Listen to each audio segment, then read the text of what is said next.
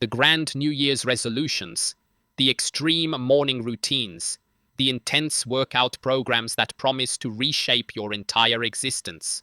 You wake up at 5 a.m. with fierce determination, meal prep for the week, hit the gym hard and swear this time will be different.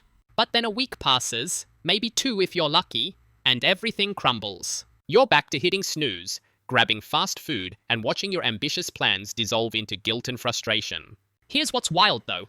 Across the Pacific Ocean, there's an entire nation of people who seem to have cracked the code on sustainable living. Japan has some of the longest life expectancies in the world, spotless cities, and a population that radiates calm purpose. So what's their secret? Is it genetics, some ancient mystical practice? Or have we been approaching habits completely wrong this entire time? But wait, what if I told you that the secret isn't about doing more, but about doing less, just more consistently? Today, we're diving deep into 8 tiny Japanese habits that create massive transformations without requiring you to overhaul your entire life. No moving to Tokyo required. No strict routines that make you miserable.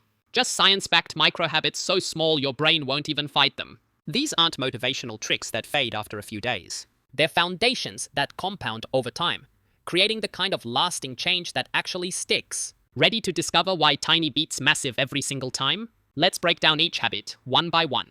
The first habit is called Kaizen, and it might be the most powerful concept you'll learn today. Kaizen means continuous improvement, but not the dramatic transformation kind that burns you out. We're talking about getting just 1% better each day. Sounds almost too simple, right? Toyota, one of the world's most successful companies, built their empire on this exact principle. They didn't achieve dominance through massive overhauls or revolutionary changes. Instead, they encouraged every single worker, every single day, to improve one tiny thing. Maybe a process became 1 second faster. Maybe a tool got moved 6 inches closer to where it's needed. Maybe an unnecessary step got eliminated entirely. Each change looks insignificant, almost laughably small. Here's where it gets crazy. When you compound these 1% improvements over months and years, the results become absolutely massive.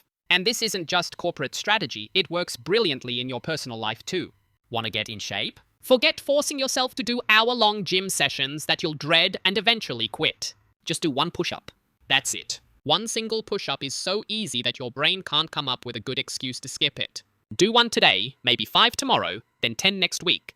Before you realize it, exercise has become a natural part of your day. Want to read more books? Don't set a goal to read for an hour every night. Just read 1 page. 1 page feels effortless, almost silly, but 1 page every day equals 365 pages in a year. That's more than most people read in 5 years.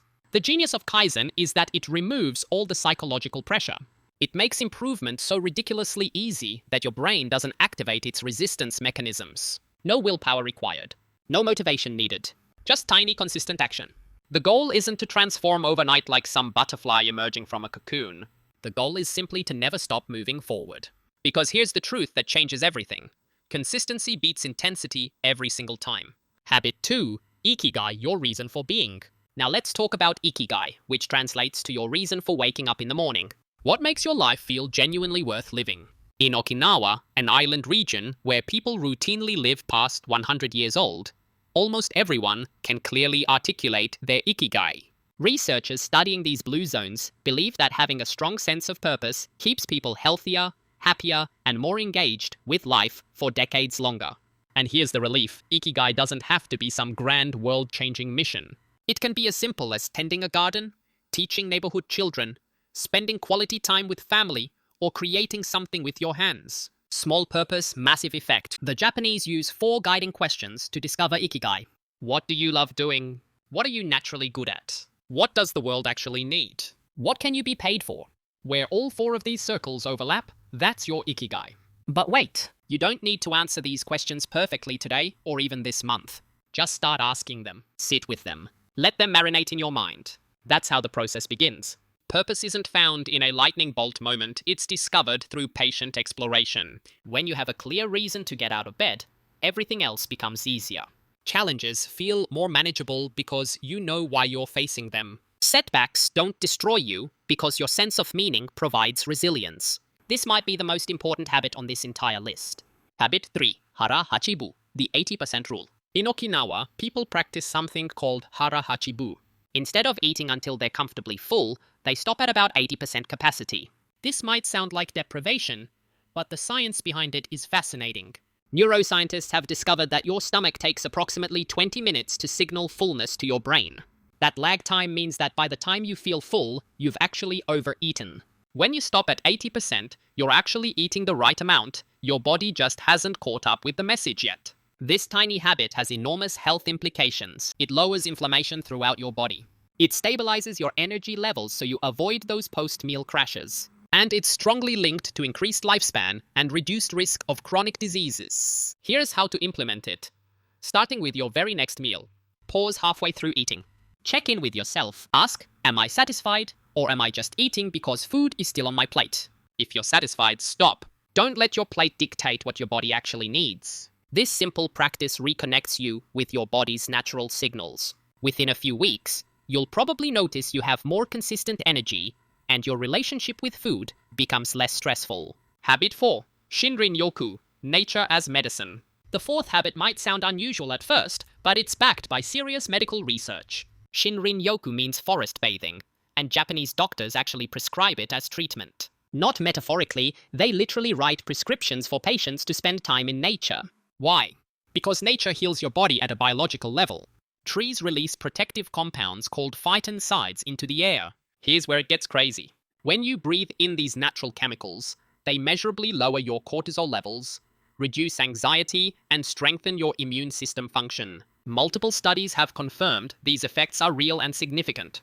Now, before you think, I don't live near a forest, here's the good news. You don't need pristine wilderness or a national park.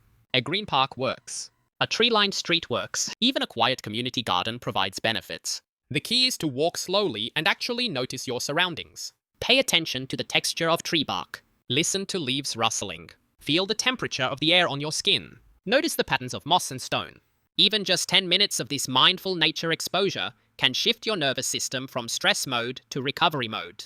Your body literally starts healing itself. In our screen-dominated, indoor-obsessed culture, we've forgotten that we're biological beings designed to interact with the natural world. Shinrin-Yoku reminds us of this fundamental truth. Make it a weekly ritual, or better yet, a daily micro-adventure. Habit 5. Wabi-Sabi, finding beauty in imperfection. Let me ask you something. How much of your stress comes from trying to make everything perfect? The perfect body, the perfect home, the perfect career, the perfect social media presence. Japanese culture has a powerful antidote to this exhausting pursuit. It's called Wabi-Sabi, and it's the art of finding beauty in imperfection. In Japan, a crack in a teacup shows that it's been loved and used. A scratched wooden table tells the story of meals shared and conversations had. A wrinkle on someone's face shows a life fully lived and experienced. Meanwhile, our culture of perfectionism is literally draining our happiness and fueling constant comparison with others. But wait, it reminds you that real progress is messy, chaotic, and imperfect. Wabi-Sabi flips this entire mindset on its head. Your flaws aren't failures. They're proof that you're growing, learning, and actually living. When you stop demanding perfection from yourself, something magical happens. You free up massive amounts of mental energy that was being wasted on anxiety and self-criticism. That energy can now flow toward actually living your life instead of constantly judging it. Try this practice. Pause right now and ask yourself, what can I appreciate in this moment exactly as it is? Not how you wish it were. Not how it could be if you fixed everything. Just as it is right now.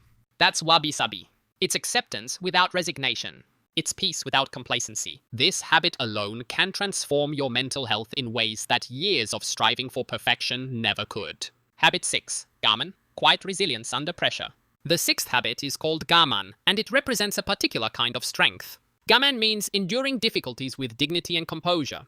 Before you misunderstand, this isn't about toxic positivity or pretending everything is fine when it's not. It's about choosing not to surrender your power to whatever struggle you're facing. Psychologists identify this quality as emotional resilience. It's the ability to keep moving forward without letting hardship define your entire identity. Think about how we typically respond to challenges. We ask, why me? We catastrophize and imagine worst-case scenarios. We collapse into victim mentality.